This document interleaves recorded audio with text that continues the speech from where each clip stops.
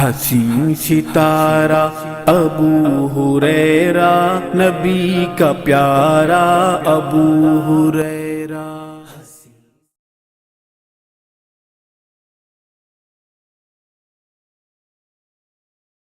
السلام علیکم ورحمۃ اللہ وبرکاتہ۔ الحمد للہ رب العالمین، والصلاة والسلام على سید الانبیاء والمرسلین، نبینا محمد وعلى آلہ وصحبہ اجمعین، ومن تبعہم بإحسان الى یوم الدین، اما بعد۔ قال اللہ تعالی فی القرآن المجید والفرقان الحمید، اعوذ باللہ من الشیطان الرجیم، بسم اللہ الرحمن الرحیم۔ الذین آمنوا ولم يلبسوا ایمانهم بظلم اولئک لهم الامن وهم مهتدون۔ قال اللہ تعالی الم تر کیف ضرب اللہ مثلا کلمة طیبة كشجرة طیبة اصلها ثابت وفرعها في السماء تؤتی اکلها كل حین بإذن ربها ويضرب الله الامثال للناس لعلهم يتذكرون۔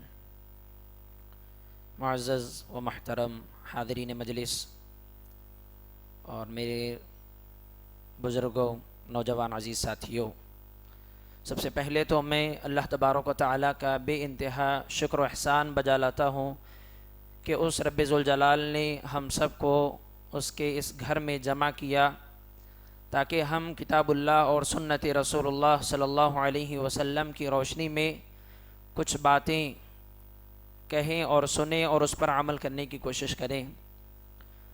اور دوسرا، میں اس مسجد کے ذمہ داران اور آپ باقی حاضرین کا بھی شکریہ ادا کرتا ہوں جنہوں نے اپنا قیمتی وقت نکال کر یہاں پر حاضری دی، اور جن ذمہ داران نے مجھے یہاں مدعو کیا ان سب کا میں شکریہ ادا کرتا ہوں۔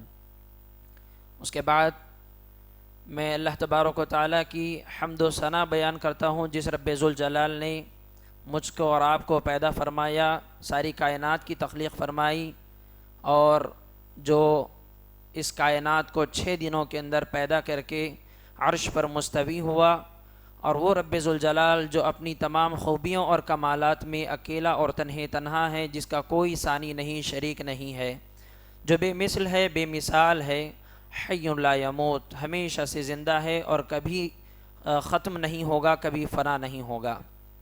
درود و سلام کے بے شمار نذرانے ہم سب کے آخری نبی جناب محمد رسول اللہ صلی اللہ علیہ وسلم کی ذات مبارکہ پر اللہم صلی وبارک علیہ وسلم۔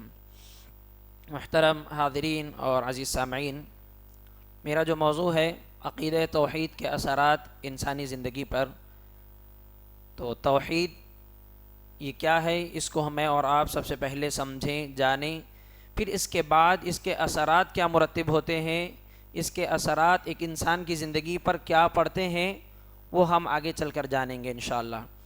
تو توحید ہے اللہ تبارک و تعالیٰ کو اس کی ذات میں، اس کے تمام افعال یعنی اس کے تمام کاموں میں، اور اس کے اسماء و صفات میں، اس کی الوہیت یعنی تمام قسم کی عبادتوں میں ایک جاننا، ایک ماننا اور ایک ثابت کرنا۔ اللہ تبارک و تعالیٰ جو کام کر سکتا ہے وہ کسی اور کے نہیں ہے، جو عبادتیں اللہ تبارک و تعالیٰ کا حق ہے وہ کسی اور کے لیے نہیں ہو سکتی ہیں، اور جو اسماء و صفات اللہ تبارک و تعالیٰ نے اپنے لیے چنے ہیں، وہ صفات اور وہ نام اللہ تبارک و تعالیٰ کے علاوہ کسی اور کے لیے نہیں ہو سکتے ہیں اور اس جیسے نہیں ہو سکتے ہیں۔ ان تمام چیزوں میں اللہ تعالیٰ کو ایک جاننے اور ایک ماننے اور اپنی عملی زندگی سے اس کو ایک کرنے کا نام توحید ہے، اور یہی وہ توحید ہے جس کے خاطر اللہ تبارک و تعالیٰ نے اس پوری کائنات کی تخلیق فرمائی، اور یہی وہ توحید ہے جس کے خاطر اللہ تبارک و تعالیٰ نے مجھ کو اور آپ کو پیدا کیا کہ ہم اس دنیا میں آ کر اسی توحید کو سمجھیں، اسی کو جانیں، مانیں اور اسی پر اپنی زندگی گزاریں، اور اسی پر اپنا خاتمہ کر کے اس دنیا سے جائیں تاکہ اللہ تبارک و تعالیٰ ہم سے راضی ہو سکے۔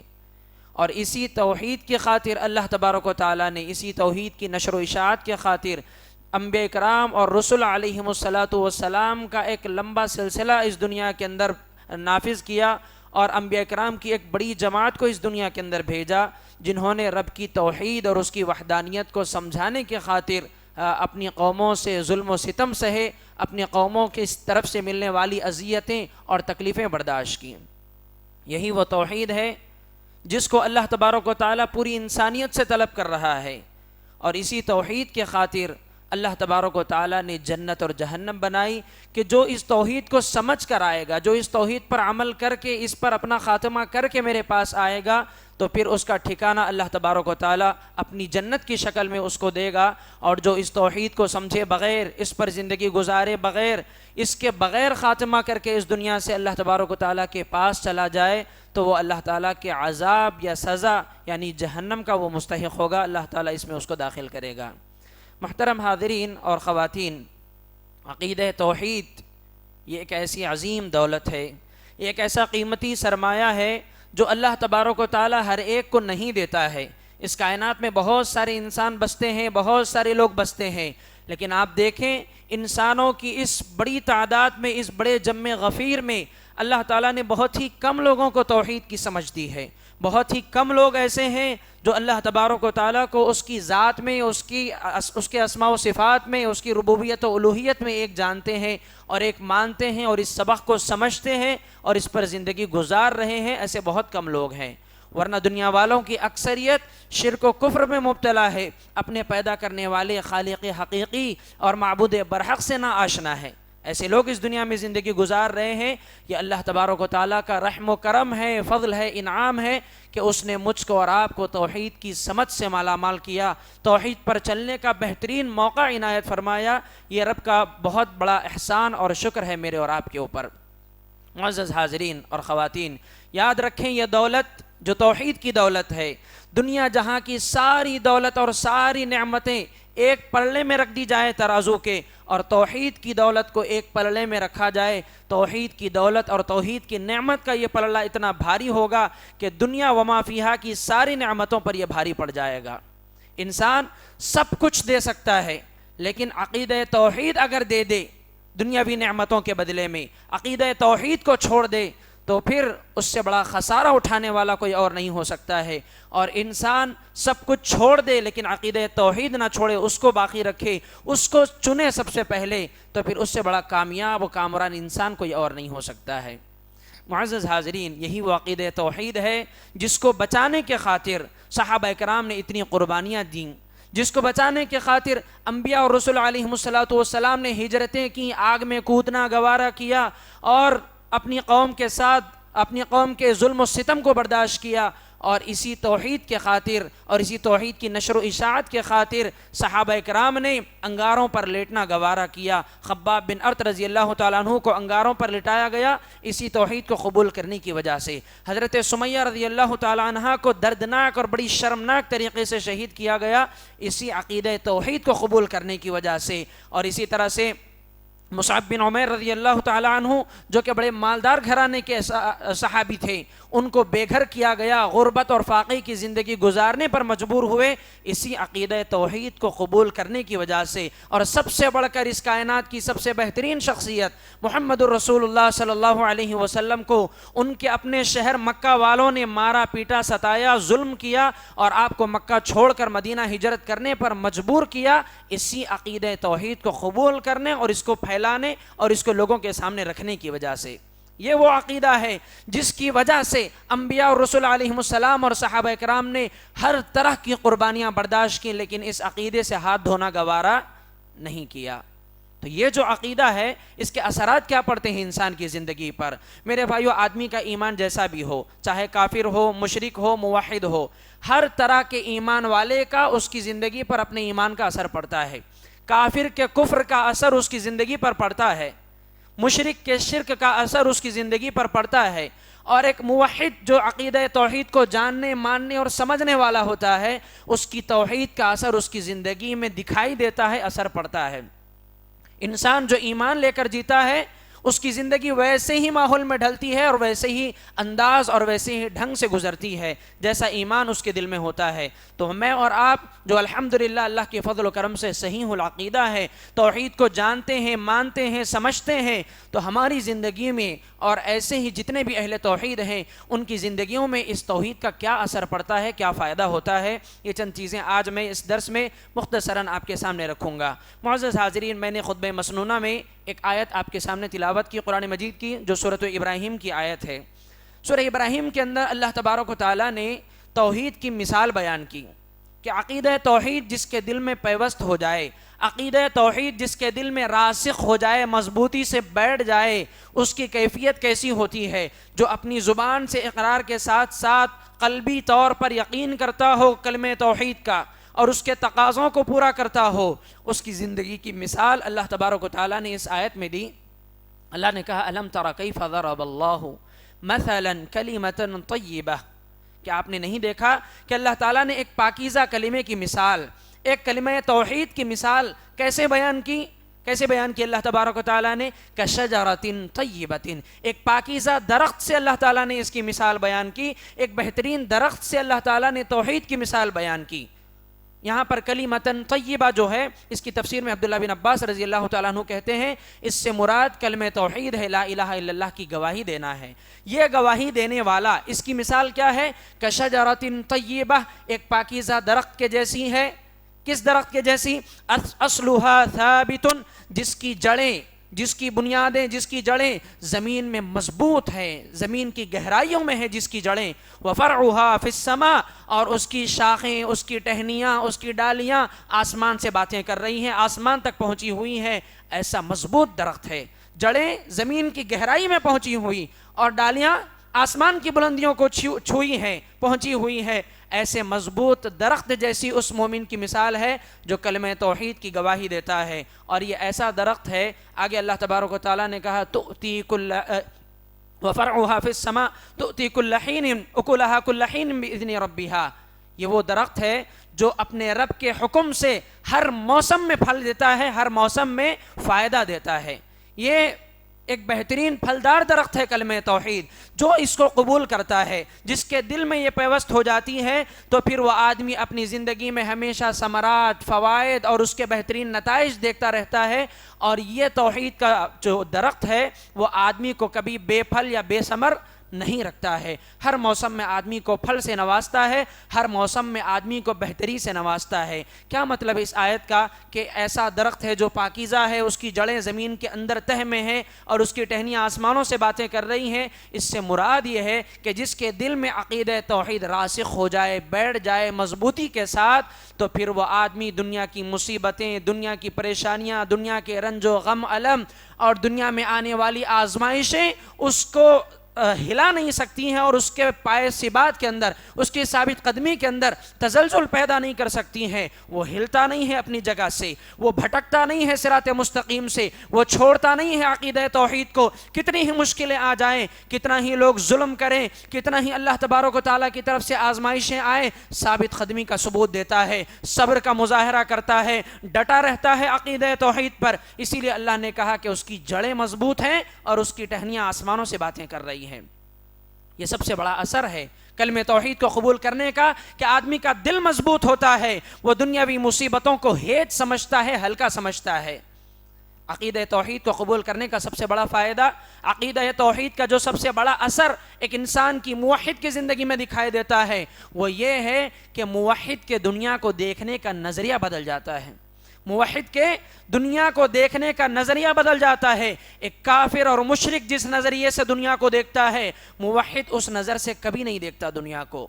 کافر اور مشرک اس دنیا کو ہمیشہ کی آماجگاہ سمجھتے ہیں، اس دنیا کو ہمیشہ کی قیام گاہ سمجھتے ہیں، اس دنیا کی کامیابی کو اصل کامیابی سمجھتے ہیں، اس دنیا کی ترقی کو اصل ترقی سمجھتے ہیں، اس دنیا کی ناکامی و نامرادی کو وہ بدبختی اور بدنصیبی سمجھتے ہیں۔ لیکن مومن ایسا نہیں ہوتا ہے۔ مومن دنیا کی ناکامی کو حقیقی ناکامی نہیں سمجھتا، اس کی نظر آخرت پر ہوا کرتی ہے۔ مومن دنیا کی نامرادی اور دنیا کی نعمتوں کے نہ ملنے پر اضافی افسوس نہیں ملتا، شرمندہ نہیں ہوتا اور اپنے آپ کو کمزور نہیں محسوس کرتا، اس کی نظر ہمیشہ آخرت پر ہوا کرتی ہے۔ وہ دنیا کو فنا ہونے والی سمجھتا ہے، وہ دنیا کو ختم ہونے والی سمجھتا ہے، اور وہ اپنی آخری منزل اور اپنی اصل منزل اور اپنے اصل ٹھکانے کو جنت سمجھتا ہے۔ مومن الگ نظریے سے دنیا کو دیکھتا ہے۔ اور دوسرا اثر موحد کی زندگی میں جو آتا ہے توحید کو قبول کرنے کی وجہ سے، وہ یہ ہے کہ وہ اس دنیا کے اندر رہتے ہوئے دنیا کی تمام چیزوں کو اپنے لیے سمجھتا ہے، دنیا کی تمام چیزوں کو اپنے لیے سمجھتا ہے اور خود کو اللہ کے لیے سمجھتا ہے، خود کو اللہ کے لیے سمجھتا ہے۔ اور ایک کافر اور مشرک کیا سمجھتا ہے؟ ایک کافر اور مشرک کا ایمان اور عقیدہ، ایک کافر اور مشرک کا ماننا یہ ہوتا ہے کہ وہ جب اللہ پر ایمان نہیں رکھتا، عقیدہ توحید کو نہیں سمجھتا، تو وہ دنیا کے ہر ذرے ذرے سے ڈرتا ہے، ہر دنیا کی ذری ذری چیز کے آگے جھک جاتا ہے، وہ مخلوقات کی بندگی میں لگ جاتا ہے، وہ اپنے ہاتھوں سے بنائی ہوئی چیزوں کے آگے سجدے کرنے لگتا ہے، وہ کبھی جانوروں کی پوجا اور پرستش کرتا ہے، وہ کبھی سانپ اور اس کے ہد کے آگے جھک جاتا ہے، وہ کبھی گائے اور بیلوں کی پوجا اور پرستش کرتا ہے، وہ کبھی مزارات اور مقبروں کے سجدے کرتا ہے، وہ کبھی جھنڈے اور پنجے اور چھلوں کے آگے جھک جایا کرتا ہے، وہ کبھی آگ جلا کر کے دیے کے سامنے جھک جاتا ہے، وہ کبھی طغروں کا پجاری ہوا کرتا ہے، اور وہ کبھی جنات اور شیاطین کی باتیں مان کر کے ان کے سامنے سجدے کرنے لگتا ہے۔ اللہ کو چھوڑتا ہے جب، عقیدہ توحید کو نہیں سمجھتا ہے جب، تو پھر در در پر اپنے ماتھے کو ٹیکتا چلا جاتا ہے۔ اللہ تبارک و تعالیٰ کو جب نہیں جانتا تو کائنات کے ہر ذرے میں اسے خدا اور معبود نظر آتا ہے۔ اور موحد عقیدہ توحید کو سمجھنے والا اس جرم سے پاک ہوتا ہے، اس غلاظت سے بے نیاز ہوتا ہے، وہ اپنے ماتھے کو اللہ کے علاوہ کسی اور کے آگے نہیں جھکاتا، وہ اللہ کے علاوہ کسی سے نہیں ڈرتا، نہ سانپ ڈرا سکتا ہے، نہ گائے بیل ڈرا سکتی ہے، نہ کوئی قبر والا ڈرا سکتا ہے، نہ کوئی طغرا اور چھلا اسے ڈرا سکتا ہے۔ وہ ڈرتا ہے تو اللہ تبارک و تعالیٰ سے، اور اسی کے آگے سجدہ کرتا ہے۔ اور کائنات کی باقی مخلوقات کو کیا سمجھتا ہے؟ باقی مخلوقات کو یہ سمجھتا ہے کہ یہ زمین، یہ آسمان، یہ چاند، یہ ستارے، یہ سورج، یہ سیارے، یہ سمندر، یہ مچھلیاں، یہ سارے جانور اللہ نے میرے لیے پیدا کیے، ان سب سے فائدہ اٹھانا میرا کام ہے، اور اللہ نے مجھے اپنے لیے پیدا کیا، اللہ کی عبادت کرنا میرا فرض ہے۔ موحد یہ سمجھتا ہے ان سب چیزوں کا فائدہ اٹھاؤں، ان نعمتوں کو استعمال کروں، اور عبادت کس کی کروں؟ اللہ تبارک و تعالیٰ کی۔ اللہ نے ان کی عبادت کے لیے مجھے نہیں پیدا کیا۔ اللہ نے کہا یا ایھا الناس، اے لوگو، اعبدوا ربکم الذی خلقکم، تم عبادت کرو اپنے اس رب کی جس نے تمہیں پیدا کیا، والذین من قبلکم، اور تم سے پہلے لوگوں کو پیدا کیا، والذین من قبلکم لعلکم تتقون، تاکہ تم متقی بن جاؤ، تقوی اختیار کرو۔ الذی جعل لکم الارض فراشا، اس اللہ نے تمہارے لیے زمین کو فرش بنایا، والسماء بناء، آسمان کو تمہارے لیے چھت بنایا، وانزل من السماء ماء، آسمان سے تمہارے لیے پانی برسایا، فاخرج به من الثمرات رزقا لکم، زمین سے تمہارے لیے ثمرات اور رزق کا انتظام کیا۔ فلا تجعلوا للہ اندادا، یہ نعمتیں تم کو کھلانے پلانے آسمان زمین بنانے کا مقصد کیا ہے؟ فلا تجعلوا للہ اندادا، تم اللہ کے ساتھ کسی کو شریک نہ کرو۔ وانتم تعلمون، تم جانتے ہو یہ چیزیں تمہارے لیے بطور نعمت پیدا کی ہے، اللہ چاہتا ہے کہ تم اس کی عبادت کرو، ان کی عبادت نہیں۔ چاند، سورج، سیارے، جانور، چرند پرند کی عبادت نہیں، انبیاء، رسل، مقبروں اور چھلوں اور چبوتروں کی عبادت نہیں، اللہ کی عبادت و بندگی کے لیے تمہیں پیدا کیا گیا۔ یہ سب سے بڑا اثر ہے توحید کا جو ایک موحد کی زندگی میں آتا ہے کہ وہ اللہ کے علاوہ پھر کسی کی عبادت نہیں کرتا، اور ایک کافر اور مشرک ہر ذرے ذرے میں خدا مانتا ہے اور اس کے آگے جھکتا چلا جاتا ہے۔ دوسری چیز عقیدہ توحید کا تیسری چیز جو عقیدہ توحید کا اثر میری اور آپ کی زندگی میں دکھاتی ہے، وہ یہ ہے کہ اللہ تبارک و تعالی موحدین کو، اہل توحید کو امن اور سکون سے نوازتا ہے، اطمینان کی زندگی ان کو عطا کرتا ہے۔ جس چین و سکون کے لیے پوری دنیا آج ترس رہی ہے، بے چینی اور بے قراری کا عالم ہے، لوگ بے چینی اور اضطراب میں جی رہے ہیں، چین و سکون کے متلاشی ہیں، جگہ جگہ لوگ چاہتے ہیں کہ مجھے فلاں جگہ سکون مل جائے. کسی کے پاس بیٹھتا ہے تو اس نیت سے کہ شاید یہاں پر مجھے سکون ملے گا. کسی سے بات کر کے سکون حاصل کرنا چاہتا ہے, فون میں کچھ دیکھ کر کے اس سے سکون لینا چاہتا ہے. بہت ساری چیزیں ہیں لوگ چین و سکون پانے کے لیے کرتے ہیں. لیکن اللہ تبارک و تعالیٰ نے کہا کہ ہم اہل ایمان کو ان کے مضبوط عقیدے کی وجہ سے, توحید کی وجہ سے امن اور سکون دیتے ہیں. چنانچہ اللہ تبارک و تعالیٰ نے ارشاد فرمایا, سورۃ الرعد کی آیت ہے, الذین آمنوا وتطمئن قلوبهم بذکر اللہ, وہ لوگ جو ایمان لائے, وتطمئن قلوبهم بذکر اللہ, ان کے دلوں کو اطمینان ملتا ہے اللہ کے ذکر سے, اللہ کی یاد سے. الا بذکر اللہ تطمئن القلوب, اور خبردار سن لو کہ اللہ کی یاد میں ہی دلوں کا اطمینان رکھا ہوا ہے, اللہ کے ذکر میں ہی دلوں کا اطمینان رکھا ہے. اللہ کا ذکر کیا ہے؟ اللہ کے نبی صلی اللہ علیہ وسلم نے فرمایا, افضل الذکر لا الہ الا اللہ, سب سے افضل ذکر کیا ہے؟ عقیدہ توحید, اللہ کو ایک ماننا جاننا, عقیدہ توحید کی گواہی دینا, یہ سب سے افضل ذکر ہے. اور اللہ کے ذکر میں, اللہ کی یاد میں دلوں کا اطمینان رکھا ہوا ہے. اسی طرح اللہ تبارک و تعالیٰ نے کہا الذین آمنوا, دوسرے مقام پر سورۃ الانعام کی یہ آیت ہے, الذین آمنوا ولم یلبسوا, جو لوگ ایمان لائے, ولم یلبسوا ایمانہم بظلم, اور اپنے ایمان کو ظلم سے خلط ملط نہیں کیا, اپنے ایمان کو ظلم سے نہیں ملایا. یہاں ظلم کیا ہے؟ جب یہ آیت نازل ہوئی صحابہ کرام ڈر گئے اور کہنے لگے کہ اللہ کے رسول, ہم میں سے کون ہے جو ظلم نہیں کرتا؟ ہر ایک ظلم کرتا ہے, چھوٹے موٹے گناہ کو صحابہ نے ظلم سمجھ لیا. اللہ کے رسول صلی اللہ علیہ وسلم نے فرمایا, ظلم وہ نہیں ہے اس آیت میں جو تم سمجھ رہے ہو. اس ظلم سے مراد, کیا تم نے سورہ لقمان کے اندر لقمان حکیم کی وہ نصیحت نہیں پڑھی جو انہوں نے اپنے بچے کو کی تھی؟ کیا نصیحت؟ لقمان حکیم نے کہا, یا بنی لا تشرک باللہ, اے میرے بیٹے اللہ کے ساتھ کسی کو شریک نہ کرنا, ان الشرک لظلم عظیم, بے شک شرک سب سے بڑا ظلم ہے. تو یہ ظلم ہے یہاں پر. تو اللہ تعالیٰ نے کہا جو ایمان لائے اور اپنے ایمان کو ظلم سے نہیں ملایا, مطلب شرک نہیں کیا, مکمل خالص توحید کے ساتھ ایمان لائے, موحد رہے پوری زندگی, فائدہ کیا ہے پھر ان کا؟ اولئک لہم الامن, ایسے ہی لوگوں کے لیے امن و امان ہے, سکون ہے, چین ہے, اطمینان ہے. یہ بے چینی کی زندگی نہیں گزارتے. پریشانیاں آتی ہیں لیکن ان کو بے چین نہیں کر پاتی. ٹینشن آتی ہے ہر ایک کی زندگی میں, مشکلات آتی ہیں لیکن وہ مشکلات صبح و شام ان کے ذہن و دماغ کو کھائے نہیں جاتی. یہ ان مشکلات کو پس پشت ڈال کر اپنی اصل زندگی کے بارے میں سوچتے ہیں, اللہ تعالیٰ سے امیدیں رکھتے ہیں, اللہ سے دعائیں کر کر کے خوش ہوتے رہتے ہیں. اللہ تعالیٰ ان کو امن دیتا رہتا ہے. اولئک لہم الامن, انہی لوگوں کے لیے امن ہے. وہم مہتدون, اور اللہ تبارک و تعالیٰ کی طرف سے یہی لوگ ہدایت یافتہ ہیں, یہی لوگ ہدایت یافتہ ہیں. اسی طرح سے اللہ تبارک و تعالیٰ نے جس کو توحید کی دولت سے مالا مال کیا, جس کو عقیدہ توحید کی سمجھ مل گئی, تو سمجھ لو کہ وہ دنیا کی مال و دولت سے, دنیا کی چاپلوسی سے بے نیاز ہو جاتا ہے.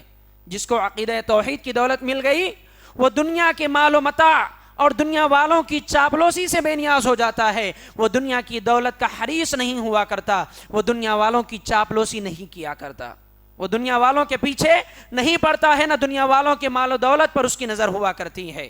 اس کی بہترین مثال اللہ تبارک و تعالیٰ نے قرآن مجید کے اندر فرعون اور اس کے جو جادوگر تھے ان کا واقعہ ذکر کیا. اللہ تعالیٰ نے سورۃ الشعراء کے اندر اور اسی طرح دوسری صورتوں کے اندر بھی موسیٰ علیہ السلام کا تذکرہ کئی جگہ پر آیا ہے قرآن مجید میں. آپ پڑھیں, آپ کو پتہ چلے گا, واقعہ پتہ ہے, میں سرسری اس کا ذکر کرتا ہوں. جب موسیٰ علیہ السلام کو فرعون کے پاس بھیجا گیا دعوت کے لیے, تو فرعون نے کیا کیا؟ موسیٰ علیہ السلام کے جو معجزات تھے ان کو جادو سمجھا. جادو سمجھ کر اس نے اپنے جادوگر بلا لیے, تاکہ موسیٰ علیہ السلام کا مقابلہ کروائیں. موسیٰ علیہ السلام کے معجزے کو اس نے جادو سمجھا اور اس کے مقابلے کے لیے اور جادوگر بلائے جو اس کے درباری تھے یا اس کے ساتھ رہنے والے تھے. بڑے بڑے جادوگروں کو بلا کر کہنے لگا کہ آج تمہیں موسیٰ کا مقابلہ کرنا ہے. تو ان جادوگروں نے کیا کہا؟ پہلے تو آ کر انہوں نے فرعون سے گفتگو کی اور کہا اِنَّ لَنَا لَأَجْرًا إِن كُنَّا نَحْنُ الْغَالِبِينَ, کیا ہمارے لیے کوئی اجر, کوئی اجرت, کوئی ہدیہ, کوئی معاوضہ ہے اگر ہم غالب آ گئے موسیٰ پر؟ اگر موسیٰ سے ہم جیت گئے تو کیا ہمیں کوئی اجرت ملے گی؟ دیکھو دنیا کے مال و دولت مانگ رہے ہیں نا, طلب کر رہے ہیں, دنیا کی دولت پوچھ رہے ہیں, ہمیں اجرت چاہیے, ہمیں ہدیہ چاہیے اگر ہم جیت جائیں. تو فرعون نے کہا قال نعم وَإِنَّكُمْ لَمِنَ الْمُقَرَّبِينَ, کیا اجرت کی باتیں کر رہے ہو؟ اجرت تو دور, میں تمہیں ہمیشہ کے لیے اپنا قریبی بنا لوں گا, ہمیشہ کے لیے اپنا قریبی بنا لوں گا, درباری بنا لوں گا, ہمیشہ میرے دربار میں پڑے رہو, میرے قریبی بن جاؤ. جب بادشاہ کے ہمیشہ قریبی رہیں گے تو ایک مرتبہ کی اجرت زیادہ فائدہ مند ہے یا ہمیشہ بادشاہ کے قریب رہنا زیادہ فائدہ مند ہے؟ تو ہمیشہ بادشاہ کے قریب رہیں گے، روزانہ کچھ نہ کچھ ملتا رہے گا، ایک مرتبہ کی اجرت سے بڑا فائدہ اس نے بتا دیا، کہا کہ میں تمہیں اپنا قریبی بنا لوں گا۔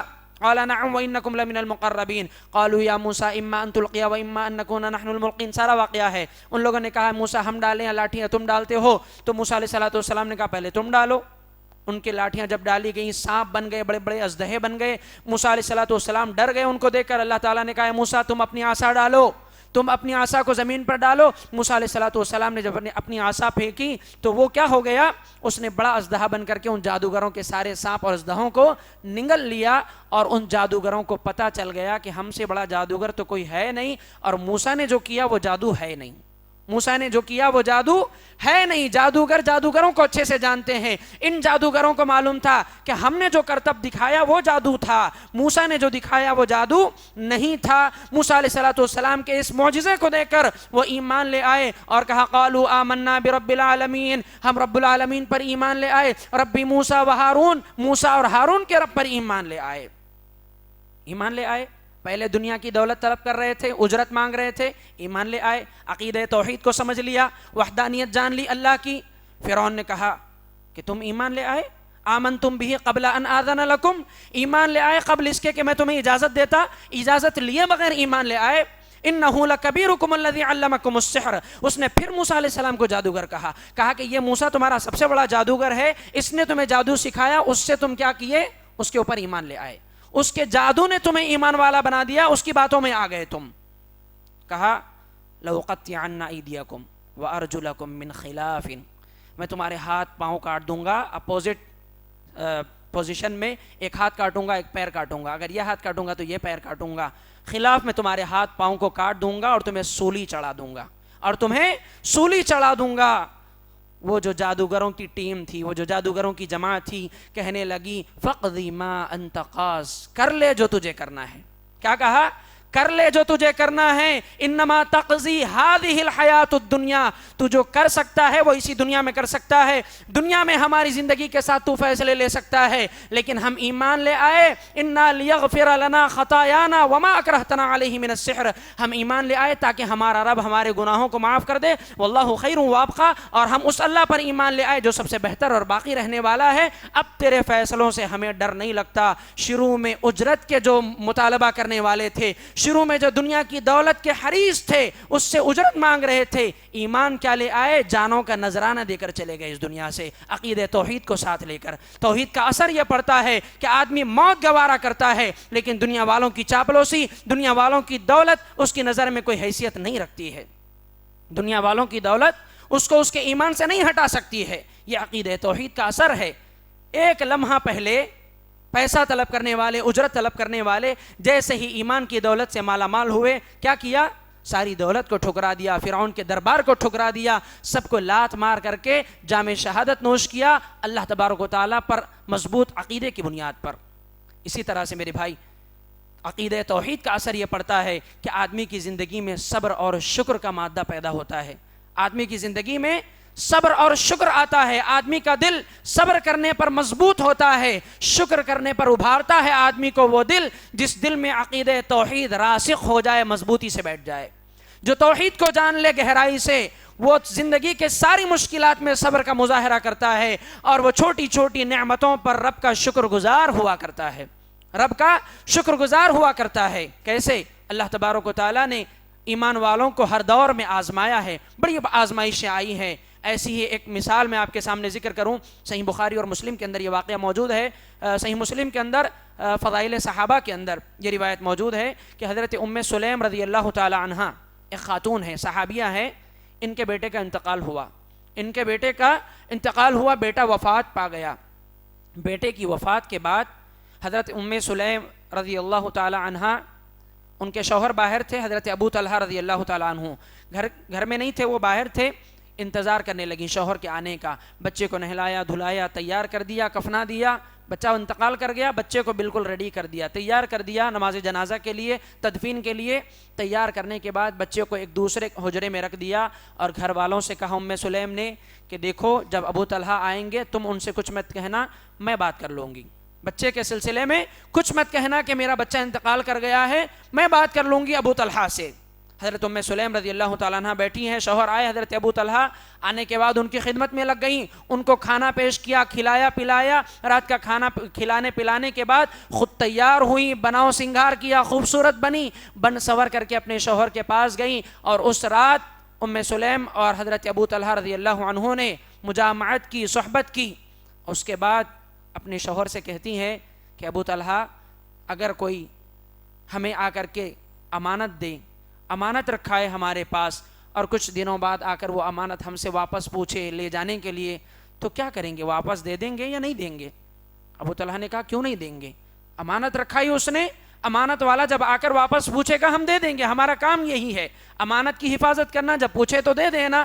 تو کہا کہ یہی معاملہ تم اپنے بچے کے بارے میں سمجھو، ایسا ہی معاملہ تم اپنے بچے کے بارے میں سمجھو۔ اللہ نے جو اولاد ہمیں دی تھی وہ اللہ کی امانت تھی، اللہ نے لے لی ہے۔ تمہارا بیٹا انتقال کر گیا ہے، رات کو صحبت کر رہی ہے ایک ماں اپنے شوہر کے ساتھ، بیٹے کے انتقال کے باوجود صبر کا کیا مادہ ہو سکتا ہے؟ کس قدر وہ اللہ تبارک و تعالیٰ پر بھروسہ کرنے والی خاتون رہی ہوگی۔ عقیدہ توحید کا اثر ہے یہ، اللہ پر توکل، اللہ پر بھروسہ، اللہ سے مایوسی نہیں، اللہ سے ناراضگی نہیں۔ عقیدہ توحید نے ان کے دل کو اس قدر مضبوطی بخشی کہ بچہ انتقال کر کے گھر میں پڑا ہوا ہے، شوہر کو تسلی دے رہی ہیں، شوہر کو سمجھا رہی ہیں کہ اللہ نے امانت دی تھی، اللہ نے لے لی، اب ہمیں کچھ کہنے کی ضرورت نہیں۔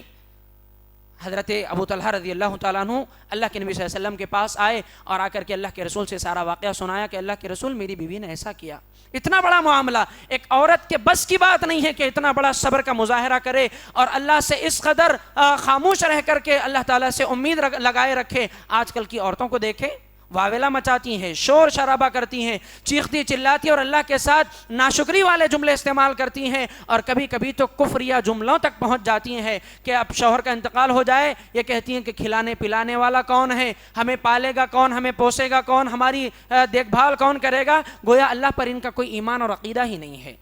باپ چلا جائے، بچوں کے سلسلے میں ماں اتنی فکر مند ہو جاتی ہے، ان بچوں کو کس کے حوالے چھوڑ کر کے گئے ہو؟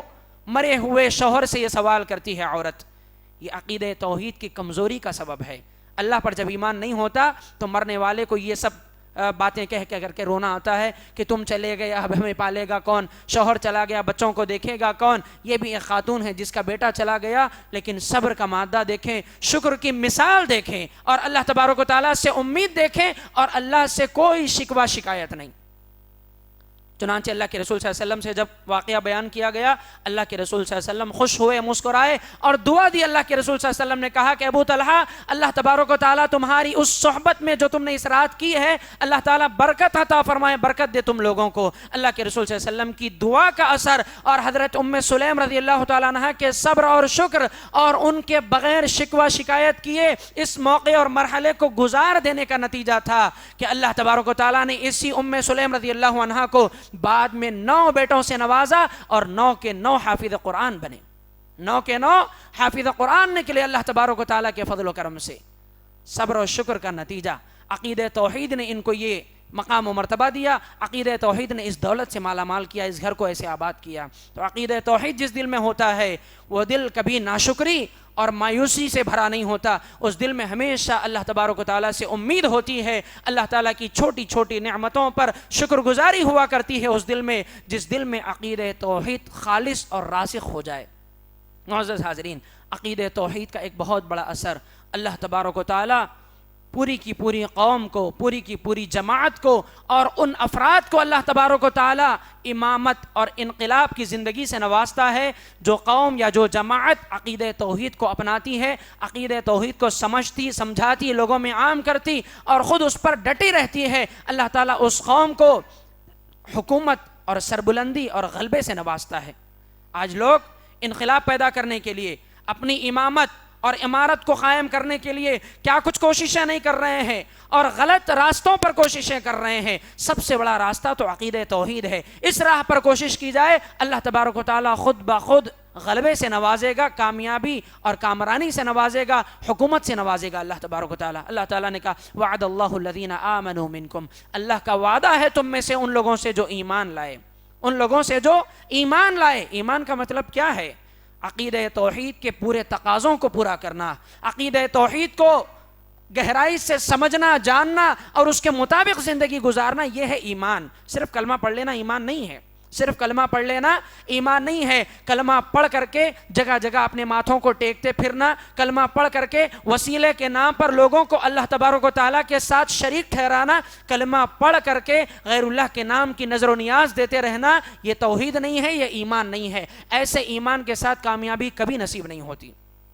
توحید نام ہے اللہ تبارک و تعالیٰ کو اس کی ذات میں، اسماء و صفات میں، عبادت میں، ہر چیز میں ایک کرنے کا، کسی کو کسی بہانے سے اللہ کا شریک نہ ٹھہرایا جائے، یہ ہے عقیدہ توحید۔ اور جو ایسا ایمان لائے، اللہ نے کہا لَيَسْتَخْلِفَنَّهُمْ فِي الْأَرْضِ، اللہ تعالیٰ ان کو ضرور خلافت دے گا، زمین میں خلیفہ بنائے گا، حکومت سے نوازے گا، سرفرازی کامیابی دے گا، غلبہ دے گا۔ کما استخلف الذین من قبلہم، جیسے ان سے پہلے لوگوں کو دیا تھا۔ اس کی بہترین مثال صحابہ اکرام ہے۔ کہاں تھے صحابہ اکرام؟ عرب کے وہ بدو، بکریوں کے چرانے والے، غربت اور فاقے میں زندگی گزارنے والے، کئی تو غلام قسم کے صحابہ تھے۔ اسلام کیا لے آئے، عقیدہ توحید کو کیا قبول کیا، اس پر کیا ثابت قدم رہے، اور اس عقیدہ توحید کی دعوت و تبلیغ اور نشر و اشاعت جس تیزی سے ان لوگوں نے کی، اللہ تبارک و تعالیٰ نے کچھ ہی سالوں میں تختہ پلٹ دیا، اور ان بدو صحابہ کو، ان غلام طبقے کے صحابہ کو حکومت اور اللہ تبارک و تعالیٰ نے غلبے سے نوازا۔ یہ ہوتی ہے توحید کی برکت۔ آج لوگ توحید کو چھوڑ کر ہر میدان میں کوشش کر رہے ہیں، اخلاقی میدان میں کوشش، اعمال کے میدان میں کوشش نہیں میرے بھائی، عقیدے کے میدان میں کوشش کرو، توحید کے سبجیکٹ پر کوشش کرو، توحید کو پڑھو، پڑھاؤ، سمجھو، سمجھاؤ، یہی ہماری زندگی کا مقصد ہے۔ اس کے بغیر جینا کوئی جینا نہیں، اور اس کے بغیر مرنا جہنم رسید ہونے کا مرنا ہے۔ آدمی جہنم میں چلا جائے گا اگر اس کے بغیر مر جائے۔ موت آدمی کے لیے ناکامی کی موت ہوگی اگر توحید کے بغیر مر جائے۔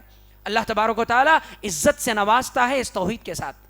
عزت کے لیے لوگ کہاں کہاں مرے جا رہے ہیں، تو عزت کو تلاش کرنے کے لیے لوگ کہاں کہاں جاتے ہیں۔ بڑے بڑے لوگوں میں بیٹھ کر سمجھتے ہیں شاید یہاں عزت ملے گی، مالداروں کے ساتھ گھوم کر سمجھتے ہیں شاید وہاں عزت ملے گی، اچھے کپڑے پہن کر سمجھتے ہیں شاید کپڑوں سے عزت ملے گی، اچھی گاڑیوں میں گھوم کر سمجھتے ہیں شاید اس سے عزت ملے گی۔ عزت کے لیے آدمی کیا کچھ کیا جا رہا ہے۔ عمر رضی اللہ تعالیٰ عنہ کہا کرتے تھے اعزنا اللہ بالاسلام، اللہ نے اسلام کی وجہ سے ہمیں عزت دی ہے۔ اگر ہم اس عزت کو اسلام کے علاوہ کہیں اور تلاش کریں گے، اذلنا اللہ، اللہ ذلیل کر دے گا، اللہ ذلیل کر دے گا۔ اب لوگوں کو یہ سوال پیدا ہوگا، اتنے سارے مسلمان ہیں پھر عزت کیوں نہیں ہے ان کو؟ اتنے سارے مسلمان ہیں، عزت کیوں نہیں ہے ان کے پاس؟ مسلمان ذلیل کیوں ہو رہے ہیں؟ سارے مسلمان ہیں پھر بھی ذلیل کیوں ہو رہے ہیں؟ ذلت و خارگی کا سب سے بڑا سبب یہی ہے کہ یہ مسلمان حقیقی مسلمان نہیں، یہ مسلمان توحید کے جاننے ماننے والے مسلمان نہیں، یہ مسلمان وہ مسلمان ہیں جس کے بارے میں قرآن نے کہا وما یؤمن اکثرهم باللہ الا وهم مشرکون، یہ ایمان لا کر بھی مشرک ہیں، یہ وہ مسلمان ہیں۔ ایمان تو ہے ان کے پاس برائے نام لا الہ الا اللہ کا، لیکن یہ مشرک ہیں حقیقت میں، ایسے مسلمان ہیں۔ ورنہ تو حقیقی ایمان والوں کے لیے اللہ نے کہا وَلِلَّهِ الْعِزَّةُ وَلِرَسُولِهِ وَلِلْمُؤْمِنِينَ، عزت تو اللہ کے لیے، اس کے رسول کے لیے اور ایمان والوں کے لیے ہے۔ پھر کیسے نہیں ملے گی عزت؟ اگر نہیں مل رہی ہے تو اپنے ایمان کا جائزہ لیں کہ میرے ایمان میں خرابی ہے، میرے عقیدے میں کھوٹ ہے، میرا عقیدہ صحیح نہیں ہے، میں نام لے رہا ہوں اللہ کا، کلمہ پڑھ رہا ہوں اللہ کی وحدانیت کا، لیکن میرے عمل میں شرک بھرا پڑا ہے، میں ایاک نعبد و ایاک نستعین کا صرف دعوے دار ہوں، عملی نمونہ میری زندگی میں اس کا نہیں ہے۔ آدمی کو اپنے عمل کا جائزہ لینا چاہیے، اپنے عقیدے کا جائزہ لینا چاہیے۔ توہمات میں مبتلا ہے، یاد رکھو عقیدہ توحید کا اثر یہ پڑتا ہے کہ اللہ تبارک و تعالیٰ اس کے دل کو ایسے پاک و صاف کر دیتا ہے کہ وہ توہمات اور خرافات میں نہیں پڑا رہتا۔ موحد آدمی توہمات میں نہیں ہوتا۔ توہمات کا مطلب کیا؟ چھوٹی چھوٹی چیزوں سے ڈرنا، بلی نے راستہ کاٹ دیا، اب تو جاؤ، کام نہیں بنے گا، کام نہیں بنے گا۔ موحد اس طرح کے ڈر اور خوف سے بے نیاز ہوتا ہے، اس طرح کے ڈر سے بے نیاز ہوتا ہے، یہ چیزیں نہیں ڈرا سکتی اس کو۔ بلی راستہ کاٹ دی، ڈر رہا ہے، مہینوں سے ڈر رہا ہے، منحوس سمجھ رہا ہے مہینوں کو، ایسا نہیں ہوتا ہے مومن۔ مومن ایسا نہیں ہوتا ہے، مومن کا عقیدہ یہ ہوتا ہے وَإِن يَمْسَسْكَ اللَّهُ بِضُرٍّ فَلَا كَاشِفَ لَهُ إِلَّا هُوَ، اگر اللہ تبارک و تعالیٰ کوئی نقصان دینا چاہے کوئی ٹالنے والا نہیں، کوئی دور کرنے والا نہیں۔ وَإِن يَمْسَسْكَ بِخَيْرٍ فَهُوَ عَلَى كُلِّ شَيْءٍ قَدِيرٌ، اور اگر اللہ تعالیٰ کوئی خیر دینا چاہے، بھلائی کا ارادہ کرنا چاہے، تو اللہ تعالیٰ ہر چیز پر قادر ہے، اللہ کے خیر کوئی بھی کوئی دور نہیں کر سکتا۔ مومن دنیا کے مال و متاع سے بے نیاز ہوتا ہے، مومن توہمات اور خرافات سے دور رہتا ہے، اور موحد جو ہوتا ہے اسی کے لیے امن و امان ہے، اور موحد کے لیے اللہ تبارک و تعالیٰ نے عزت رکھی ہے، سربلندی رکھی ہے، اور موحد جو ہوتا ہے توحید پرست جو جماعت اور طبقہ ہوتا ہے اللہ اسی کو غلبہ اور حکومت سے سرفراز کرتا ہے، اور موحد جو ہوتا ہے اللہ تبارک و تعالیٰ اس کو صبر اور شکر کا جذبہ اور مادہ اس کے دل میں پیدا کرتا ہے۔ اور اسی طرح سے موحد جو ہوتا ہے دنیا کی زیب و زینت پر اس کی نظر نہیں ہوتی، دنیا کی زیب و زینت پر اس کی نظر نہیں ہوا کرتی ہے۔ رستم جو بادشاہ تھا ایران کا، اس کے دربار میں صحابی رسول گئے، ربعی بن عامر رضی اللہ تعالیٰ عنہ غالباً، یہ صحابی ہیں جو اس بادشاہ کے دربار میں گئے۔ یہ آنے سے پہلے رستم کو پتہ چلا کہ کوئی بدو آدمی میرے دربار میں آ رہا ہے، مسلمان آدمی، نبی صلی اللہ علیہ وسلم کے صحابی آنے والے تھے، تو اس کو پتہ چلا، اس نے سمجھا کہ یہ جو بدو ہیں انہوں نے کبھی بادشاہوں کے دربار نہیں دیکھے اور جو ہے شان و شوکت نہیں دیکھی، ان کو کیا پتا کہ دربار کیسے ہوتے ہیں، لہذا یہ میرے پاس آئیں گے، بات چیت تو بعد میں کروں گا، پہلے ان کو اپنے دربار کی شان و شوکت دکھا کر، بہترین غالین اور خوبصورتیاں دکھا کر مرعوب کر دوں گا ان کو، اور ان کو جو ہے نا اپنی بات سے دور کر دوں گا، اصل جو بات کہنے آ رہے ہیں وہ نہیں کہنے دوں گا۔ غالی نے بچھائی، خوبصورت دربار سجایا، صحابی رسول آئے دربار میں، نظر تک نہیں ڈالی اس کی قالینوں پر، نظر تک نہیں ڈالی اس کے اس سجے ہوئے دربار پر، جو نیزہ ساتھ لے کر کے آئے تھے، جو تلوار، اس سے اس کی قالینوں کو چیرتے ہوئے اس کے سامنے پہنچ گئے، اور جا کر کہنے لگے کہ رستم، ہم اس لیے آئے ہیں کہ اللہ کے بندوں کو بندوں کی بندگی سے نکال کر اللہ کی عبادت کروائیں، ہم اس لیے آئے ہیں کہ لوگوں کو دنیا کی اس تنگ نظری سے نکال کر آخرت کی وسعتوں میں اور آخرت کی بڑی فکر کی طرف لے آئیں، اور ان کے ابدی ٹھکانے جنت کی طرف ہم ان کو لے جائیں، اس لیے اس دنیا میں آئے ہیں، اس دربار میں آ کر کے تیری شان و شوکت، تیرا یہ مال و متاع، تیری یہ زیب و زینت ہمیں دھوکہ نہیں دے سکتی۔ پریشان ہو گیا رستم، یہ کون سی قوم ہے آخر، کبھی دیکھی نہیں ایسی چیزیں، آج دیکھنے کو ملی تو اتنا اگنور کر دیا، اتنا اس کو اندیکھا کر دیا، قالینوں کو چیرتا ہوا سامنے آ گیا، بہت دیر تک وہ پریشان رہا۔ تو موحد جو ہوتا ہے اس کی نظر میں یہ سب چیزوں کی کوئی اہمیت نہیں ہوتی۔ آخری بات ذکر کر کے اپنی بات ختم کرتا ہوں، موحد جو ہوتا ہے اس کی نظر دنیا پر نہیں ہوتی، دنیا کی مصیبتوں کو وہ ہیج سمجھتے ہوئے ہمیشہ اللہ سے جنت طلب کرتا رہتا ہے، ہمیشہ اللہ تبارک و تعالیٰ سے آخرت کی بہتری اور کامیابی طلب کرتا رہتا ہے، اللہ تبارک و تعالیٰ سے دنیا کی مصیبتوں کو رکھ کر کے یہ سوال کرتا ہے کہ اللہ اس سے نجات دے کر کے اور اس سے ہٹا کر کے مجھے جنت میں بہترین ٹھکانہ عطا فرمانا۔ شکوے شکایتیں نہیں کرتا، آزمائشوں کو اپنی زندگی کا حصہ سمجھ کر صبر کرتا رہتا ہے اور اللہ سے جنت کا مطالبہ کرتا ہے۔ اور دنیا کی مصیبتیں، دنیا میں ظلم برابر ہوگا، دنیا میں ظلم برابر ہوگا، لیکن اس ظلم پر وہ افسوس نہیں کرتا کہ مسلمانوں کے ساتھ ایسا کیوں ہو رہا ہے۔ آج لوگوں کو شکوے ہیں، ہم مومن ہیں، اللہ مدد کیوں نہیں کر رہا، نماز پڑھتے ہی مدد چاہیے، نماز پڑھتے ہی مدد چاہیے، 5 وقت کی نماز پڑھتے ہیں تو یہ سمجھتے ہیں اتنی نمازیں پڑھ رہے ہیں ہم، اتنی دعائیں کر رہے ہیں ہم، اللہ مدد کیوں نہیں کر رہا ہے، ہاں ہم اتنا صحیح العقیدہ ہیں ہم، اللہ کی مدد کیوں نہیں آ رہی ہے؟ پھر بھی اللہ نے تو کہا تھا ایک بھی موحد ہوگا تو دنیا کو چلاؤں گا، دنیا تو چل رہی ہے، پھر ہماری مدد کیوں نہیں ہو رہی ہے، ہماری مدد کیوں نہیں ہو رہی ہے؟ ہم فی الفور اس کا بدلہ چاہتے ہیں، لیکن موحد جو ہوتا ہے، خالص موحد، وہ ایسا نہیں ہوتا، ان آزمائشوں کو اپنی موت تک برابر حصہ سمجھتا ہے اپنی زندگی کا، یہ چلنے والی ہے، ختم ہونے والی نہیں ہے۔ اس کی مثال فرعون کی بیوی حضرت آسیہ، جو کہ مومنہ عورت تھی، ایمان والی خاتون تھی، مرتے دم تک ظلم رہا اس خاتون کے ساتھ، فرعون کے گھر میں تھی، فرعون رات دن مارتا پیٹتا ظلم و زیادتی کرتا، وہ اللہ سے شکوے شکایتیں نہیں کرتی تھی۔ قرآن مجید کہتا ہے اس خاتون جنت کے بارے میں، اذ قالت رب ابن لی عندک بیتا فی الجنہ، ایک کمزور صنف کے اندر اور کمزور ذات جس کو کہا جاتا ہے عورت کی ذات، اس کے اندر کتنی بہادری دیکھیں، کتنا صبر کا مادہ دیکھیں، صبر کیے جا رہی ہے فرعون کے ظلم پر اور اللہ سے دعا کر رہی ہے، اذ قالت رب ابن لی عندک بیتا فی الجنہ، کہ اے اللہ میرے لیے جنت میں ایک گھر تعمیر کر دے، اے اللہ میرے لیے جنت میں ایک گھر تعمیر کر دے، ونجنی من فرعون، اور مجھے فرعون سے نجات دے، وعملی ہی، اس کے کرتوتوں سے مجھے نجات دے، ونجنی من القوم الظالمین، اور اس ظالم قوم سے مجھے نجات دے، اے اللہ جنت میں میرا ایک گھر تعمیر کر دے۔ جنت میں گھر طلب کر رہی ہے ایمان والی خاتون، مومنہ عورت، فرعون کا ظلم سہتے ہوئے کیا طلب کر رہی ہے؟ جنت میں گھر، فرعون کے محل میں رہنے والی، وہ فرعون کا محل اس کو نہیں چاہیے، فرعون کا ظلم برداشت کر رہی ہے، سوال کس کا کر رہی ہے؟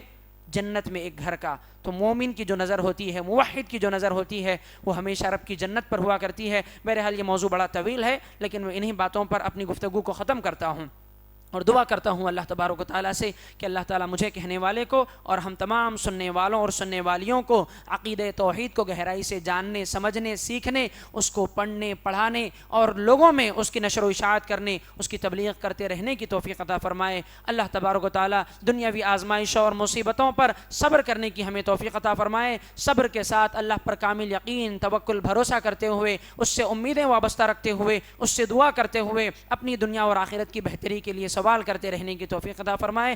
اللہ تبارک و تعالی ہمیں دنیا و آخرت کی کامیابی اور سربلندی عطا فرمائے. اللہ عقیدہ توحید کا بول بالا فرمائے. اللہ عقیدہ توحید کو سمجھنے اور سمجھانے کی توفیق عطا فرمائے. اللہ ہمارے ان بھائیوں کو جو شرک کی دلدل میں پڑے ہوئے ہیں جانے اور انجانے میں، اللہ ان کو توحید کی سمجھ عطا فرمائے. اللہ ان کو توحید کی روشن شاہراہوں پر لے آئے. اللہ تعالیٰ ان کو توحید کی سمجھ دے کر کے ان کو بھی جنت میں داخلہ نصیب فرمائے. اللہ تعالیٰ ہمارے اس خالص عقیدے کے ساتھ، توحید کے ساتھ ہمارے جو اعمال میں کمی یا کوتاہی ہے، اللہ تعالیٰ اس کوتاہی کی خلا کو پر کر کے ہمیں بہترین عمل کرنے والا بنائے. اللہ تعالیٰ ہمارا حسن خاتمہ فرمائے. جب اس دنیا سے ہم جا رہے ہوں اللہ ہم سے راضی ہو، ہم اللہ سے راضی ہوں، عقیدہ توحید کے ساتھ، کلمہ توحید کے اقرار کے ساتھ ہم اس دنیا سے رخصت ہوں. اللہ تعالیٰ جب تک اس دنیا میں رکھے ایمان و عمل کی زندگی عطا فرمائے. اللہ تعالیٰ پریشان حال لوگوں کی پریشانیوں کو دور فرمائے، مقروضوں کے قرضوں کی ادائیگی فرمائے، بیماروں کو شفا کاملہ عاجلہ کلیہ نصیب فرمائے، بے روزگاروں کو حلال اور کشادہ روزگار نصیب فرمائے. اللہ ہماری دعاؤں کو شرف قبولیت بخشے.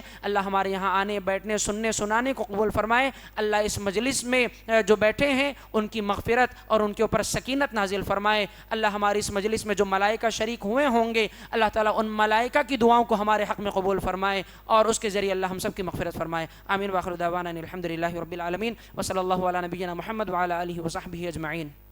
مزید علماء اور مقررین کے بیانات سننے کے لیے ہمارے YouTube چینل کو سبسکرائب کیجیے. جزاک اللہ.